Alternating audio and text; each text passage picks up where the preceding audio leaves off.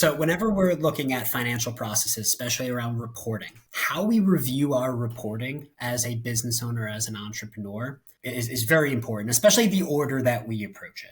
And a special thank you to our sponsor for this episode, Oswego Private Wealth Management.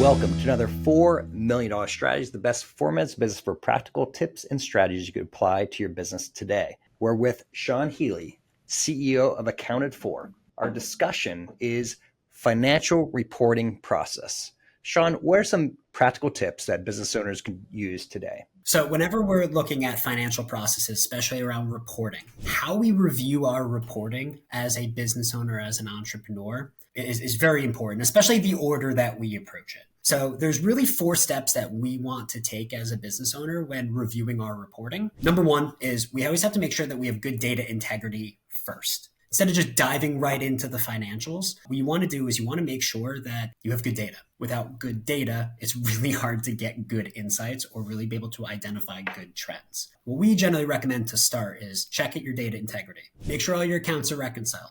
If those aren't being done in the first week or 2 of the month, you're already playing the game at a disadvantage. Number 2 is your data needs to be kept up to date. So if you go to look at your profit and loss and it's 30, 60 days in arrears, it's not really going to be helping you that much. Now, if you have good data integrity, then it's time to start actually reviewing your financial statements. So after you check the data integrity, look at your balance sheet. Everybody always likes to jump to the profit and loss first. Get into the habit of looking at the balance sheet. Otherwise, you'll just completely forget to look at one of the most important financial statements in your QuickBooks, in your financial reporting toolkit. When you look at the balance sheet, look for things that just seem off. Is there a random negative $10,000 lying somewhere? Do you have bank account balances that are in the red? You understand your business. You understand what's happening. And the balance sheet is a snapshot. You know where your company is at. You should always have that gut feeling for where it's at. If something is not aligning, it's time to do a little bit of digging. Then after you look at those 2, look at your profit and loss. Now, when you look at your profit and loss, don't just look at 1 month and try to figure out whether you did a good job or not.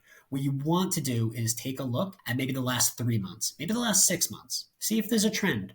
See if there's anything that sticks out. If you have multiple locations, multiple departments, multiple revenue streams, try to look at your P&L broken up by each and every one of those locations. You want to be able to see if there's different trends. Once again, you're looking for variances. You're looking for things that stick out, for things that just don't seem normal, because you want to figure out, is that a good thing or is that a bad thing? Right? Is this something that is in our realm of control that we can change? Then the final piece, and the most important piece, is always compare your financials to a forecast. A forecast is something that is supposed to take into consideration things like your goals and the direction that your company was supposed to go in. You need that context. Just because you made more money this month than last month, it could be something as simple as there were more business days in the month. But if your forecast says you should have done better than you actually did, even though it feels like you did a great job, we need to make sure that we are actually living up to what we anticipated was going to happen. Just remember that context goes a very, very long way. Sean, I appreciate your insights here. And one of the things that's interesting about, I love your balance sheet approach. It's one of the things that's often missed by many business owners. They typically look at the P&L first, literally the difference between 2 balance sheets. And so when we know the balance sheet and it's locked in, and we know the future balance sheet, literally the story in between is the income statement. As business owners, you understand that more. That helps you understand why you have cash in the bank and why you don't. So with that, Sean, thank you so much for being part of $4 Million Strategies. Appreciate you, Carl. And to everyone else who's listening, encourage you to subscribe and share with a friend. Thank you so much for your support, and have a great day.